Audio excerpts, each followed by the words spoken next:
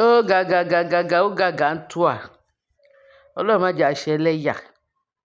Ẹlẹ́yà ò mà ní kọ́gùn sílé wa, à ní ṣe orí burúkú. À ní jẹ lórí tébù tán ká wá máa tún máa jẹ ńlẹ̀ẹ́lẹ̀. Is it not a disgrace? Ǹjẹ́ ẹ ti gbọ́? Ǹjẹ́ ẹ ti gbọ́? Ẹ bèrè pé kí ni nǹkan náà? Pé ìyá ọlọ́jà of the whole federation wọ́n ní wọ́n fi joyè kan, wọ́n ní Alumojeri. Èmi ò tiẹ̀ rí gbọ́. Mo ṣẹ̀ mọ ìtumọ̀ Alumojeri. Wọ́n ní Alumojeri. Èdè Haúsá kọ́ nìyẹn. Bó ṣe yé mi sí, mo bá ń bèrè pé kí ni ìtumọ̀ Alumojeri? Irú oyè wo ni ọmọ Tinubu tí wá lọ jẹ yìí? Wọ́n ní oyè àwọn Haúsá fún lóyè yẹn. Wọ́n dá àṣẹ ẹ̀ ni. Ǹjẹ́ àní lọ kí la fẹ́ fi wẹ̀ ná? Kí la fẹ́ fi wẹ̀? Ṣé ká lọ sí àwọn tí ará Èkó ń bọ̀ ní ká lọ? Ṣé ká lọ sí National Theatre ká lọ wẹ̀? Àbí níbo tún ni ilé ìtura tó tún fine pa ní Nàìjíríà tá a máa lọ? Àbí Abuja la fẹ́ lọ?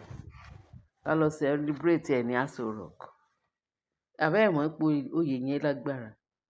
Oyè gidi ni. Ọlọ́run má jẹ́ a ṣorí burúkú, Ọlọ́run má jẹ́ a ṣìṣe. Ọ̀tá mi gan-an, ọ̀tá mi, mi ò lè gbàdúrà pé kọ́tá mi lọ ṣe Alumojeri. Ẹ mọ̀ túmọ̀ ẹ̀ ṣá. Ẹ mọ̀ meaning Alumojeri, àwọn oníbàárà.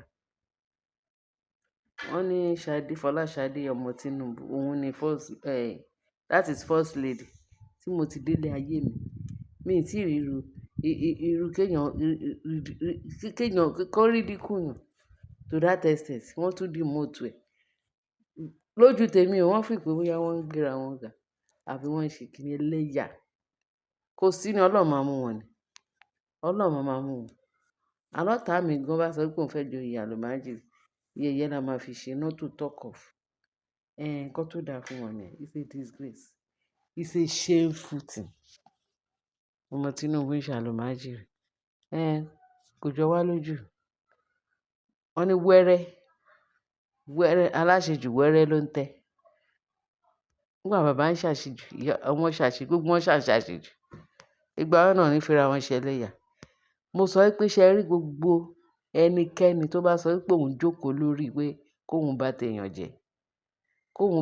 jẹ pé kí ó bá ti rí pọ́mọ ní kejì kó ṣe rere. Òun gan ṣojú tí ẹ ní nǹkan ẹ máa bàjẹ́ lójú ẹ̀mí ẹ̀. Yes na. Ìgbà tó rí rere sí ọmọ ní kejì tó jẹ́ pé kìkì bí ló ń rò fún ọmọ ní kejì. Ó di dandan ibi àbá ó tọ̀. Bíbélì náà ti sọ. Ó lẹ́ni tó bá ṣe rere kó máa ṣe ìṣó. Ẹni tó bá ṣe búburú kó máa ṣe ìṣó. Ó lè rè mú bọ̀ kankan láti san fún olúkálùkù gẹ́gẹ́ bí iṣẹ́ ọwọ́ ẹ̀ ti máa rí. Iṣẹ́ ọwọ́ ẹ̀ ti máa rí. Ǹjẹ́ kò tán bí? Wọ́n ní oyè kí ni ìyá jẹ́ o, ìyá wa? Kíni? Ìyá ọlọ́jà. Kí ni ìtumọ̀ yẹn? It mean pé oníbàárà, pé òun gan ó support àwọn oníbàárà pé ó yá o, ẹ gbé páànù, ẹ gbé gbá, ẹ gbé plastic, ẹ gbé gbá kẹ́bẹ̀rẹ̀ sí ní tọrọ owó. Ìyẹn náà tún ni ọ̀nà tó tún máa fẹ́ ṣe owó. Àbí bẹ́ẹ̀ kọ́? Torí tẹ bá rí gbogbo bí Nàìjíríà ṣe rí, every department ní Nàìjíríà yìí ní bàbá ẹ̀ tó ti ń gba àwọn tax kéékèèké. Adé bíbá òun náà máa gba tax license ọ́fíìsì, ó ti fowó kún. Ǹjẹ́ bàárà kọ́ nìyẹn? Ó lọ sí electronic kíní, àwọn NEPA ó ti fowó kún. Common gas tá a tún ń lò nílé fún àǹfààní díẹ̀díẹ̀ tá a tún jẹ, ó tún lọ fowó kún. Filling station láti fuel lásán. Ojoojúmọ́ ló ti ẹ̀ fowó lé yẹn tó fowó lé yẹn. Àti ẹ̀ mọ̀ bí tá à ń lọ. Ní èyí tá à ń lọ, Ọlọ́run má jẹ́ a rí pé tí fuel tí tá à ń pariwo ojoojúmọ́. Irú ènìyàn tí mo ti kà pé Tinubu instead kó dín, níṣe ló tún lé sí. fuel NNPC tí government of ìṣàníyàn pa àwọn government filling station government ó ti di 150 120 1200. Èló wá ní kí àwọn private máa tà ní nǹkan tí Tinubu ń ṣe kẹ̀rẹ̀kẹ̀rẹ̀ náà gbogbo Nàìjíríà ṣe máa wò náà nìyẹn. Ó máa ní 5000 ọlọ́mọ ẹ̀ kí Nàìjíríà débẹ̀ 5000 látòrí 149 òun ni Tinubu débẹ̀ nígbà tí àti Buhari wà ńbẹ̀. Òun lè pọ́ ẹ́ di 1000 plus.